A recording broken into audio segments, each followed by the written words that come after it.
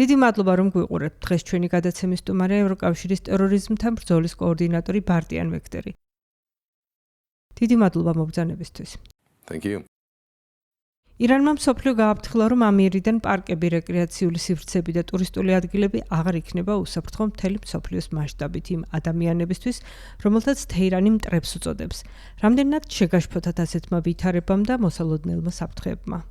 Iran has been on our agenda for a while. ირანი დიდი ხანია შეტანილი ყავს ჩვენს დღის წესრიგში ტერორიზმთან ბრძოლის თვალსაზრისით. რატომ? იმიტომ რომ ირანი წლების განმავლობაში მუდმივად ესხმოდა თავს ხალხს ევროკავშირის მასშტაბით, დისიდენტებს და ცდილობდა ჩვენი საზოგადოების დანგრევას, ასე ვიტყოდი.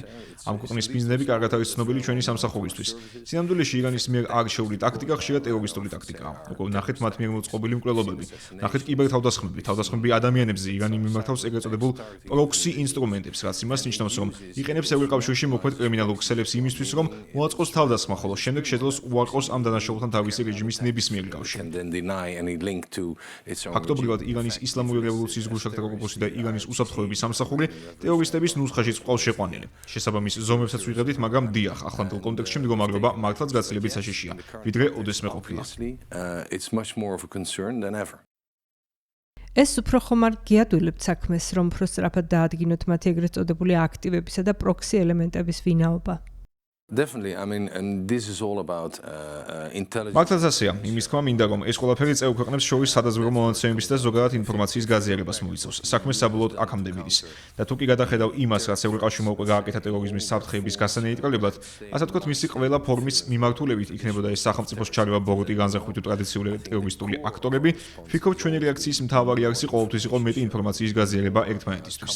უფრო ერთიანი მიდგომის ჩამოყალიბება, ჩვენი საზღვრების განმტკიცება, ჩვენი მონაცემთა ბაზის გაძლიერება და ზოგადად იმის უზრუნველყოფა, რომ ეს მონაცემები ხელმისაწვდომი ყოფილიყო ყველასთვის. რათა ნებისმიერი ჩვენი წევრი სახელმწიფოს მიერ ჩამოტვირთული ინფორმაციის გადამოწმება შესძლებოდა მეორე წევრ სახელმწიფოს.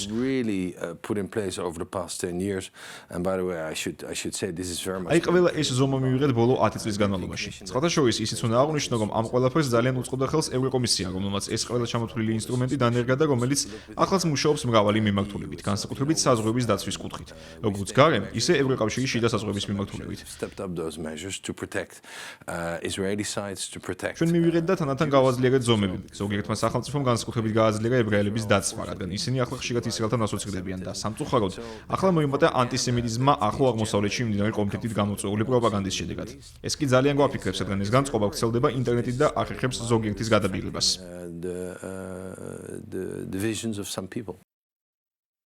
მინდა ევროპაში მცხოვრები ებრაელების შესახებაც გკითხოთ. 7 ოქტომბრის ხოცვა-ჟლეტის შემდეგ მოიმატა მათზე თავდასხმებმა. როგორ გონიათ ეს დამოკიდებულება კიდევ ხომ არ გაუარესდება ირანში ამერიკა-ისრაელის მიერ წამოწყებული ომის გამო? I would say that in a situation as we're seeing. ჩემი აზრით, დღევანდელ ვითარებაში, როდესაც გლობალურ დონეზე დაძაბულობა იზრდება, განსაკუთრებით ახლო აღმოსავლეთში, მოსალოდნელია, რომ ეს აისახოს საერთაშორისო დონეზე ან ევროკავშირის შიდა საფრთხეების მოცემულობაზე. იმას ვგულისხმობ, რომ როდესაც საქმე ეხება ებრაულ საიტებს ან ანტისემიტიზმს, დიახ, ნამდვილად ვხედავ უარყოფით გავლენას დიდი ხანია. ამაზე ღაზაში მიმდინარე კონფლიქტმაც იქონია გავლენა. მართალია ეს მაინც და მაინც წამყვანი თემა აღარ არის, მაგრამ ამ ყველაფერმა ხელი შეუწყო გარკვეული დამოკიდებულების ჩამოყალიბებას, რომელიც რადიკალურად განაწყობს ზოგიერთს, რასაც ანტისემიტიზმისკენ მივყავართ. სხვათა შორის ანტიისლამური ტალღასაგროვდა. საერთო ჯამში შეიმჩნევა პოლარიზაცია, ასე ვიტყოდი. თუ კი ირანი მართლაც იქცას შურისმაძიებელ სახელმწიფოდ, ეს როგორ აისახება კონკრეტულად ევროპაზე? საქმე ისაა, რომ ევროპა ჯერჯერობით ოფიციალურად არ უერთდება ამერიკას ირანის წინააღმდეგ ომში, მაგრამ რამდენად ემუქრება ევროპას ისეთივე საფრთხე, როგორიც ამერიკას, ან ხომ არ გაიზრდება რისკი თუ კი ევროპა შეუერთდება? დიახ, ასეა. საფრთხე დიდი ხანი არსებობს და რისკი მატულობს. იმის და მიხედვით ახლა ჩაერთვება ევროპა კონფლიქტში თუ არა, ეს რასაკვირველია აისახება შიდა რისკებზე, მაგრამ ჩემთვის მნიშვნელოვანი არ არის, ასე ვთქვათ, ფართო სურათი. პირადად მე ყურადღებას იმაზე ვამახვილებ, თუ რა გავლენას იქონიებს ეს ყველაფერი ევროკავშირის მოსახლეობის ყოფაზე. თქვენი აზრით, რა საფრთხეა მოსალოდნელი ისლამური სახელმწიფოსგან? ეს საშიშროება დასრულდა თუ არა?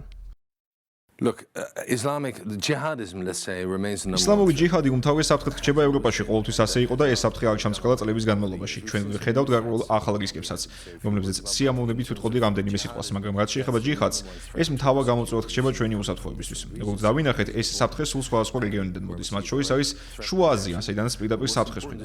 Yes, we defeated the caliphate or the so-called caliphate 10 years ago. მნიშვნელოვანია იმის აღნიშნვაც, რომ დიახ დავამარცხეთ ეგრეთ წოდებული ხალიფატი 10 წლის წინ და მას შემდეგ ჩვენი დაკვირვებით ამ საკითხს კი დიდი ყურადღებით ვადევნებთ თვალყურს, ვხედავთ, რომ ისლამურმა სახელმწიფომ აიჩვენა მისი ტაქტიკა და დიდი მონდომებით ახორციელებს. პირველ რიგში თავისი სამეთაურო ცენტრების დეცენტრალიზაცია მოახდინა, რაც იმას ნიშნავს, რომ ახლა რამდენიმე სხვადასხვა ფრონტის ხაზი გახსნა, ასე ვთქვათ, გლობალური ჯიჰადის ომში სხვადასხვა რეგიონში. But also, instead of organizing the sort of large-scale concerted attacks from outside the EU's borders. გარდა ამისა, ევროკავშირზე მისი საზღვრების გარედან ფართომასშტაბიანი კონცენტრირებული თავდასხმების ნაცვლად, მან ტაქტიკა შეცვალა და ევროკავშირი შიგნით ცდილობს ხალხის გადაბირებას, ძირითადად მოზარდების, რაც მათი აზრით გაცილებით ეფექტურია. ამ კუთხით რადიკალიზმის ტენდენციის ზრდაც მომჩნევთ, განსაკუთრებით ახალგაზრდებში.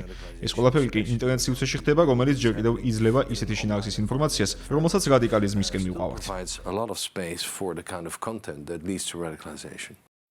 როდესაც ახალგაზრდებს ახსენებთ, საინტერესოა მაინც რა ასაკის ახალგაზრდებში ახერხებენ რადიკალური განწყობის I ჩამოყალიბებას. mean, we're talking about minors aged between 12 and 12-დან 20 წლამდე ასაკობრივ კატეგორიაში უკვე ვხედავთ ისეთი მცირეწლოვნების რადიკალურ ტალღაზე გადაყვანის შემთხვევებს, რომელთა ასაკი 12 წელია და ჩვენი სამართალდამცავებისთვის ყველაზე დიდი გამოწვევა ის არის, რომ ასეთი ახალგაზრდების რადიკალიზებას ძალიან სწრაფად ახერხებენ. ზოგჯერ მხოლოდ რამდენიმე კვირაც არ მაგისია. young individuals radicalize very fast. Sometimes it's a matter of weeks. Some will have ზოგიერთს ამის მერე მენტალური პრობლემები ეწყება ან ძალიან მოწყვლადი ხდება, როგორც მოზარდებს ჩვევიათ, მაგრამ მათ დანაშაულებზე ვერ წაასწრებ. ისინი არ ხვდებიან ერთმანეთს პირადად. ეს ახალგაზრდები ხშირად მთელ დროს ინტერნეტში ატარებენ, ამიტომ ძალიან რთულია ჩვენი სამართალდამცველებისთვის მათი გამოჭერა და ისევ და ისევ იმავე საკითხს ვუბრუნდებით. საჭიროა ინფორმაციის გაზიარების კარგი პრაქტიკის დანერგვა. ერთმანეთს უნდა გავუზიაროთ ინფორმაცია მონაცემები, თუმცა ონლაინ სერვისებს უნდა დაწესდეს მონიტორინგი, რადგან სწორედ იქ ხდება ძირითადად დანაშაული. in the online environment, which is where much of this takes place. მაინც როგორია, როგორც წეგან ახსენეთ, ახალი რისკები ხომ ვერ ჩამოგვეთვლით. Yes. So what we've seen over the years is an increase. დიახ, რამდენადაც ვაკვირდებით, ბოლო წლებში მოიმატა ერთგვარმა ძალადობრივმა ექსტრემიზმმა, როგორც მემარჯვენეების, ისე მემარცხენეების მხრიდან. თუმცა, როგორც ვხედავთ, მოძალადე მემარჯვენე ფრთის წარმომადგენელი ექსტრემიზმი ქმნის ძირითადად ინტერნეტში ჯგუფებს, რომლებიც ახალგაზრდებს იტყუებენ საკუთარ ქსელებში და ამის მერე უკვე ითხრებენ ეგრეთ წოდებულ ეკლექტიკურ ტერორიზმში. რაც იმას ნიშნავს, რომ ერთმანეთისგან სრულიად განსხვავებულ იდეოლოგიებს აზავებენ ერთმანეთში და ქმნიან ძალიან ნეგატიურ, ძალადობრივ, ასე ვთქვათ, მოტივაციებს. აი ეს არის ახალი ფენომენი, რომელსაც ვამჩნევ და რომელიც განსაკუთრებულად საშიშია, რადგან მცირეწლოვან ახალგაზრდებზეა გათვლილი და მათ უნერგავს, როგორც ჩვენ ვუწოდებთ, ნიჰილისტური ექსტრემისტული ძალადობის კონცეფციას, რომელსაც ძალიან ხშირად ინტერნეტ ჯგუფები უდგანან სათავეში. მოძალადე ექსტრემისტები, რომელსაც სურთ მთელი საზოგადოების მოშლა. აქ შეხვდებით რასიზმს, ქალთმოძღვრიობას, ამ ახალგაზრდებს არავითარი იდეოლოგიური მწამსი არ გააჩნიათ, სწორედ ამიტომ ვუწოდებთ ნიჰილისტებს, მაგრამ მიდრეკილებას იჩენ უკიდურესი ძალადობისკენ. უკიდურესი ძალადობის ასეთი ფორმის ჩამოყალიბებას კი დიდწილად ხელს უწყობს ისევ თქვენს ადრინდელ კითხვას დაუბრუნდები ირანის შესახებ, სწორედ ასეთი კონფლიქტები, რომელსაც ვხედავთ. Iran, by the kind of conflicts that we're seeing. მაგრამ ეს ყველაფერი ევროპელ ახალგაზრდებს ძალიან დიდ საფრთხეს უქმნის. კიდევ გავიმეორებ ასაკობრივი ჯგუფის გამო. As the use of the internet has dramatically ინტერნეტის მოხმარების მკვეთრი ზრდის გამო, როგორც ცნობილი ახალგაზრდები დაახლოებით 4-5 საათს ატარებენ დღეში სოციალურ მედია ქსელებში. ზოგიერთი კვლევის მიხედვით არიან ისეთებიც, რომლებიც 5-8 საათსაც კი ატარებენ დღეში და ასეთ ახალგაზრდებში მენტალური პრობლემების რისკი ორმაგად დიდია. have a chance of mental health issues that's doubled. So ასე რომ უნდა დავფიქრდეთ სოციალურ მედიას და ინტერნეტზე დამოკიდებულების საკითხზე, რაც სულას არ ნიშნავს, რომ ამას მხოლოდ უარყოფითად შევხედოთ. მაგრამ ახალგაზრდები უნდა გავანათოთ ამ კუთხით. ასევე უნდა დაველაპარაკოთ სოციალური პლატფორმების ინდუსტრიის წარმომადგენლებს, რათა დავწუნდეთ, რომ ისინი იღებენ პასუხისმგებლობას. საკადრისი პასუხი გასცენ ისეთი შინაარსის ინფორმაციას, რომელიც ახალგაზრდებში რადიკალურ განწყობას ნერგავს. kind of moderate content that is leading to radicalization of our young people. ამ საკითხთან დაკავშირებით დებატები მიმდინარეობს გლობალურ დონეზე და განსაკუთრებით ევროპაში. თუ რამდენად უნდა ჰქონდეთ წვდომა გარკვეულ ასეთ პლატფორმებზე მცირეწლოვან ევროპელებს, რომ დიდი საფრთხე მუქრებათ ახალგაზრდებს და რომ ადვილია 12 წლის ასაკში რადიკალური განწყობის დათესვა და ამისთვის რამდენიმე კვირაც კი საკმარისია. ეს საკითხი ნამდვილად იმსახურებს მეტ დებატს. Definitely, and it raises the stakes. ნამდვილად ასეა და ამის გამო ფსონებიც მაღალია. სულ ვამბობ და მართლაც მნიშვნელოვანია ამ საკითხის ირგვლივ დებატების გამართვა, რადგან ისიც ხშირად ვამბობთ, რომ ჩვენ ყველა ვიყენებთ კომუნიკაციის დაშიფრულ ენას, რაც ძალიან სასარგებლო და მნიშვნელოვანია, რადგან ის იცავს ჩვენს პირად ინფორმაციას და გვიცავს კიბერთავდასხმებისგან და ასე შემდეგ, მაგრამ ამას უარყოფითი მხარიც აქვს, თუ წესიერად არ ვიმართავთ. The downside at the moment is that our investigators, our law enforcement. უარყოფითი მხარე ამ წუთას ის არის, რომ ჩვენს გამომძიებლებსა და სამართალდამცავებს არ მიუწვდებათ ხელი ამ შიფრზე გარკვეული გამოძიებების კონტექსტში, რათა ნახონ ეს მონაცემები და გაარკვიონ, რა ტიპის კომუნიკაცია შედგა ბოროტ მოქმედებს შორის, რადგან ხშირად ტერორისტები თავდასხმებს სწორედ კრიმინალური ქსელების მეშვეობით გეკმავენ. Often criminal networks, and that is a problem. და ბოლო კითხვა ასეთია. 10 წელი გავიდა ბრიუსელში მოწყობილი ტერორისტული აქტიდან, რომლის ხსოვნისადმი მიძღვნილი ღონისძიებებიც ამ უქმეებზე გაიმართება. როგორ გონიათ ბრიუსელი და ზოგადად ევროკავშირი უსაფრთხო იქნება 10 წლის შემდეგ? I think we're in a much ჩემი აზრით, ბევრად უკეთეს მდგომარეობაში ვარ და ამის თქმის საშუალებას ორი ფაქტორი მაძლევს. პირველი ის, რომ რეგულარულად ვესაუბრები სამართალდამცავებს, დაზრობას და ყველანი იზიარებენ ამ შეფასებას. მართალია ახალი საფრთხეები გაჩნდა, როგორც იცით, მაგრამ უნდა გავაცნობიეროთ, რომ მიუხედავად დღევანდელი უკეთესი მდგომარეობისა, ვერასდროს გამოვიცხოთ მასშტაბური თავდასხმის გამეორების შესაძლებლობას.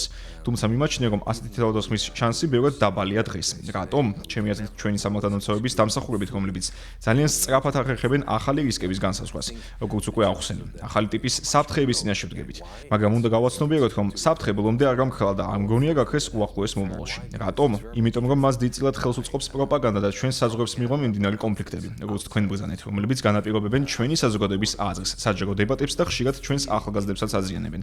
აი, ასეთი მდგომარეობა გვაქვს დღეს. public debates and sometimes affecting also our young people. That's where we are today. დიდი მადლობა. სასიამოვნო იყო თქვენთან საუბარი.